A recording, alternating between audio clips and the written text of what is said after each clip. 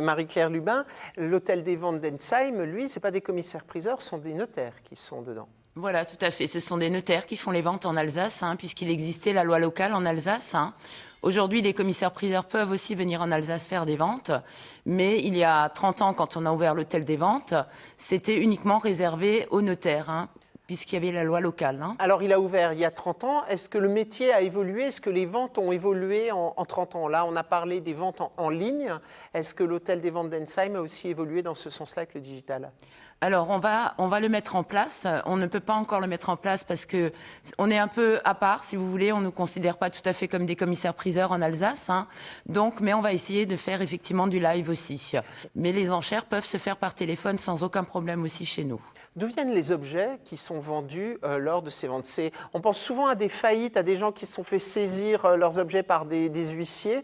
Est-ce que c'est majoritairement le cas? D'où viennent ces objets? Alors pas du tout. La vente aux enchères est une vente aux enchères publique. Ce sont surtout dans le cadre de succession où nous récupérons des objets. Nous allons faire une estimation d'abord sur place et nous allons récupérer des objets sur place pour les vendre. C'est souvent des objets qui sont faits, où on fait un don à la SPA, des choses comme ça, où les héritiers ne peuvent pas récupérer le mobilier, donc il est vendu à l'hôtel des ventes. Et aussi des particuliers qui viennent nous déposer des objets. Lorsqu'on a des ventes de voitures, par exemple, ça intéresse souvent les gens, on se dit on va faire une bonne affaire. Est-ce qu'il y a une garantie? Comment on sait si la voiture, elle fonctionne bien ou pas? Qui vérifie ça? Alors, les ventes de voitures ne sont pas trop notre spécialité parce que c'est toujours assez délicat. Donc, effectivement, vous pouvez avoir des retours parce que personne ne peut garantir l'état de fonctionnement d'une voiture, par exemple, même d'autres choses. Par exemple, une pendule que vous achetez chez nous, je ne peux pas vous garantir qu'en rentrant chez vous, elle marche à 100%. Et je ne sais pas ce qui a été fait en rentrant chez vous non plus. Les personnes qui fréquentent l'hôtel des ventes d'Ensheim, ils ont toujours un peu le même profil. Il y a beaucoup de professionnels, de brocanteurs, de spécialistes, ou il y a beaucoup de particuliers aussi? Alors, il y a des spécialistes, des brocanteurs, mais il y a beaucoup de particuliers aussi aujourd'hui, puisqu'ils peuvent faire de bonnes affaires en venant acheter des choses chez nous qui le payeront moins cher, effectivement, que sur le reste du marché. Jean-Philippe a une question? Oui, justement, est-ce que pour le grand public, est-ce qu'il y a des règles dans ces ventes? Et je vais le dire simplement, est-ce qu'il y a ce fantasme où on se gratte le nez et on risque de se retrouver avec une enchère? Ou est-ce qu'il y a des règles très précises? Alors, effectivement, il faut faire attention parce que si vous grattez le nez, vous pouvez... Non, on fait quand même attention. Normalement, on lève la main pour que vous puissiez enchérir. Et voilà. On ne peut pas revenir sur sa parole lorsqu'on a enchéri ou ce genre de choses. Parce que c'est vrai que parfois, avec l'excitation de la vente, on a tendance, comme un joueur, à vouloir lever la main. Est-ce qu'il vous arrive d'avoir des gens qui disent « Ah ben non, pour finir, je ne peux pas payer ».